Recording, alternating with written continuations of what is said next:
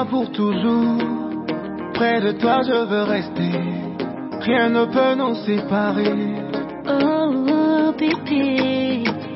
Lorsque nous sommes dans une impasse sociale, familiale ou encore professionnelle, nous avons tendance à nous tourner vers de tierces personnes qui nous orientent suivant leur parcours et expérience personnelle. Ceci n'est pas sans conséquence. Pour remédier donc à ces orientations d'amateurs, le cabinet Sunrise se charge au travers de ses produits et services pour vous donner ce qu'il faut. Pour ceci, au cheval gagnant, qui est un produit pour booster votre activité, permet de suivre le personnel un meilleur rendement, sans oublier l'accompagnement fiscal. La famille épanouie, qui est un ciment de l'unité et de la prospérité familiale pour les parents et pour tous ceux qui aspirent à la vie parentale. Le développement intégral pour les jeunes et enfants, qui est un bouclier de protection contre le mauvais rendement scolaire des enfants. Ajouté à ces trois autres services et produits, nous avons des rencontres utiles qui sont un creuset très limité qui permettent de libre discussion et de partage d'expériences pour permettre à ceux qui ont besoin de discuter sur des sujets édifiants de le faire de façon libre avec les spécialistes du cabinet et d'autres invités. C'est à cet effet que nous sommes réunis ce soir. Le dictionnaire Larousse définit l'amour comme un sentiment intense et agréable qui incite les êtres à s'unir. L'amour seul suffit-il pour que deux personnes se mettent en couple? Point d'interrogation. Quels sont alors les fondamentaux du couple? Comment les reconnaître pour mieux les défendre? Mesdames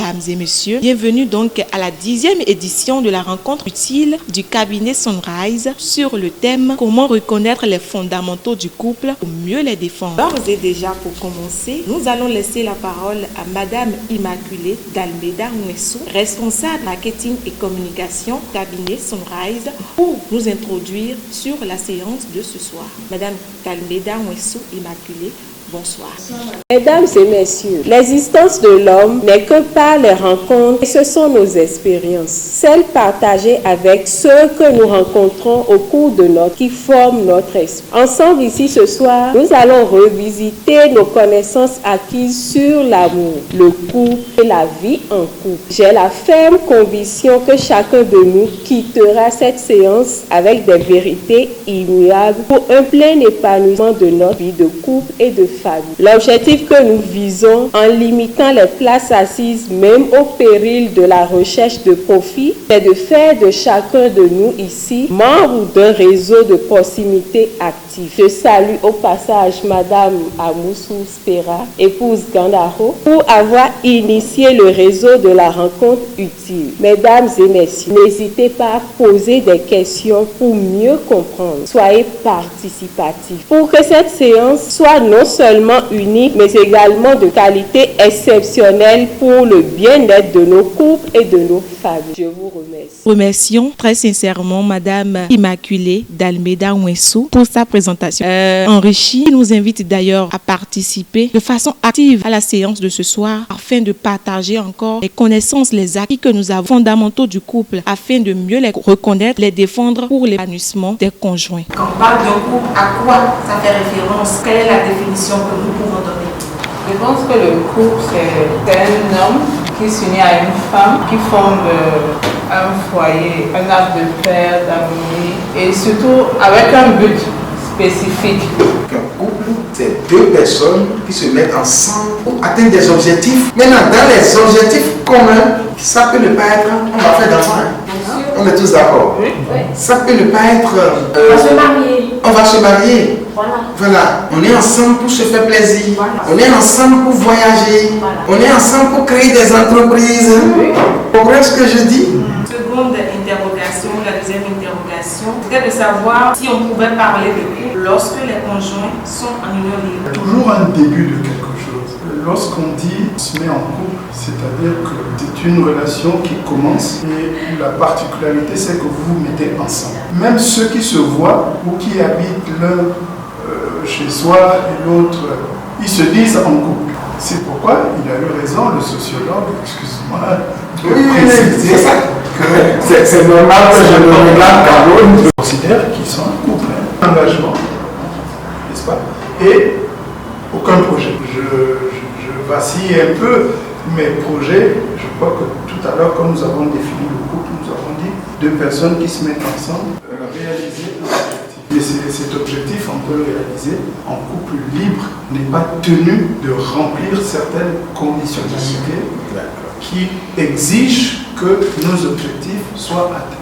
D'accord. Voilà. Donc, quand on parle d'union libre, c'est en fait une situation dans laquelle deux personnes se retrouvent juste sans aucune formalité juridique. Sans formalité juridique. Sans aucune formalité juridique. Et ils sont. Il n'y a rien qui les oblige. Il n'y a pas une obligation. De sorte que l'un pourrait revendiquer. Et voilà, nous sommes ensemble parce qu'à un moment donné, tu me plais et je te plais. Voilà. Si demain tu ne me plais plus, bon, on se barre. Les fondamentaux du couple. C'est de ça qu'il s'agit ce soir. Oui. Merci pour cette question. C'est là où on est venu dans le système même. Comment réussir la vie de couple? Et là, j'ai défini le couple comme la rencontre de deux affectivités. La rencontre de deux affectivités. Vous savez, en matière de couple, si vous définissez comme quelque chose, vous êtes très à l'aise pour jouer sur le couple. Il a parlé de perdre une moitié. Ça m'a rappelé le mot concession. Le mot concession. Avec le mot concession, certaines personnes jouent là-dessus. Lorsque dans le couple, une personne concède, ça devient combat retardement. Boum, ça s'explose. Donc, ce n'est plus concession qu'on utilise quand on est en couple. On utilise le consensus. Je concède et tu concèdes. Ça là, c'est le contenu. Je suis, tu es.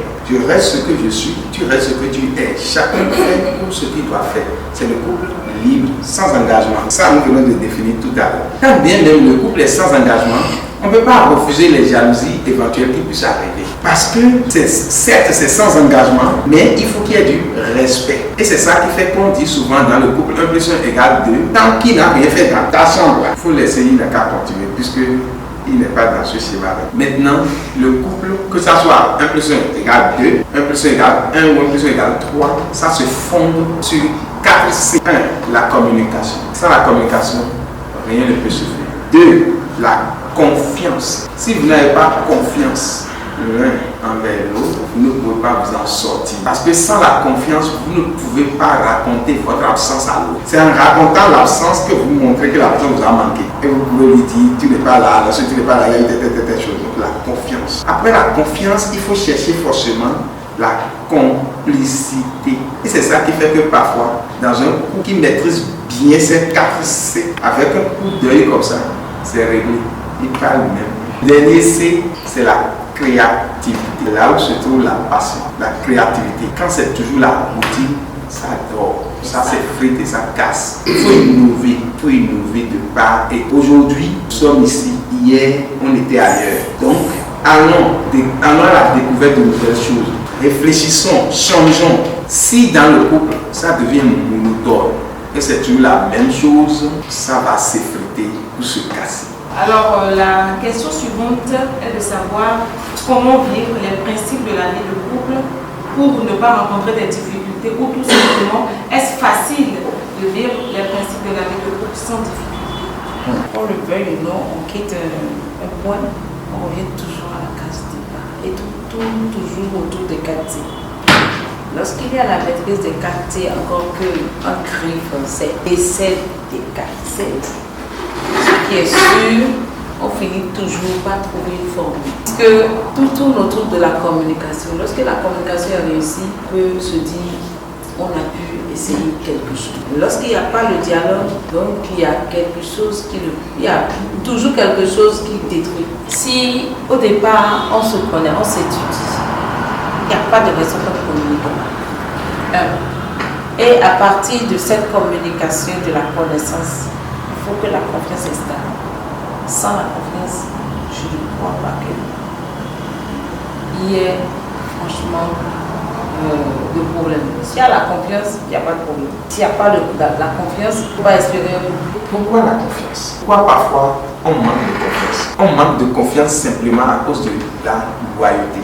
Si ce que tu dis, tu ne le fais pas, partenaire, ne peut plus y avoir confiance. Exemple, tu dis que tu vas me soutenir, faire telle chose. J'ai fait l'effort, je suis venu te dire, j'attends la suite de ta part. Tu dis, demain tu l'auras, il n'y a pas de problème.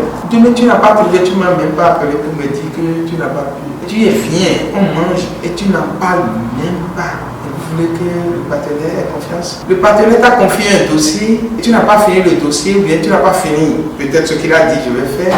Tu ne viens même pas dire sans que le partenaire n'en parle à telle chose que tu m'as confié là, je suis à tel niveau, je n'ai pas pu finir. Et l'autre, même s'il se rappelle, il ne va pas t'en parler parce que si ça dépend aussi de son profil de personnalité, là, ça dépend de la personne qu'on a en face. Et là, il faut voir quelle personne on a en face. Si c'est une personne réservée, il ne va rien te dire. S'il n'est pas extérieur, extroverti, il ne va rien te dire.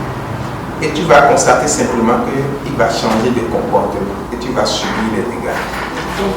Là, tu es sur le net, on va te trouver, tu vois les retombées. La question caractère, comment réussir sa vie de couple? Dans le respect mutuel. Dans le respect mutuel. Le respect mutuel. Être variant n'innove pas dans la créativité. Moi, c'est déjà se connaître, la connaissance de soi. Et lorsqu'on se connaît, ça nous permet de mieux connaître l'autre et de mieux gérer les conflits. Pouvons-nous retenir sur les fondamentaux? Un peu tous les aspects que nous avons évoqués. J'ai reçu un couple récemment. Ils ont un grand restaurant à Dassa. Et le burn-out, c'est-à-dire que trop de travail fait que monsieur se jette sur sa femme verbalement, mais ne sachant pas ce qui le prend à ce moment-là. Et de fil en aiguille, avec les rencontres, j'ai compris que c'était ça. Et je lui ai appris que c'est pas la femme qui ne fait plus ce que tu veux, mais c'est toi qui es aveuglé par ton refus de comprendre. Donc si on apprend, je ne sais pas, mais les rencontres utiles seraient vraiment des belles occasions. Peut-être que nous allons les argumenter autrement pour éviter les couples de venir partager. Il n'y a pas que ça comme sujet, mais je pense que nos couples ignorent beaucoup de ce qu'ils devraient savoir.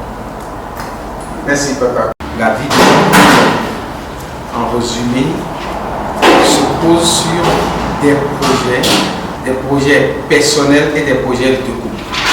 Parce que l'individu a son projet de vie et quand on rencontre l'autre, on fait l'effort de sceller un projet pour motiver la vie ensemble à deux. Mais lorsque la vie ensemble est enclenchée, il faut faire l'effort d'instaurer la technique femme dans la communication. Parce que sans une bonne communication, il ne peut pas avoir la confiance. Même si le silence est une forme de communication, le silence empoisonne la vie du couple. Et nous devons comprendre que seul ce qui est extériorisé guérit. Quand ça s'intériorise, ça s'imprime et ça donne des maladies. Il faut le dire pour être sauvé. Plus ça se dit, ça crée la confiance. Et la confiance à répétition crée l'harmonie et permet la créativité. Et lorsque dans le couple, vous devenez créatif, vous deux, vous serez tous les jours à la recherche de nouvelles découvertes. Et plus vous serez surpris, mieux vous irez chercher le mystère qui est dans l'autre. Et le mystère toujours entretenu permet la vie du couple qui, pourquoi pas, facilite la vie de famille. Et avec la vie de famille facile, la rentabilité professionnelle est à jour.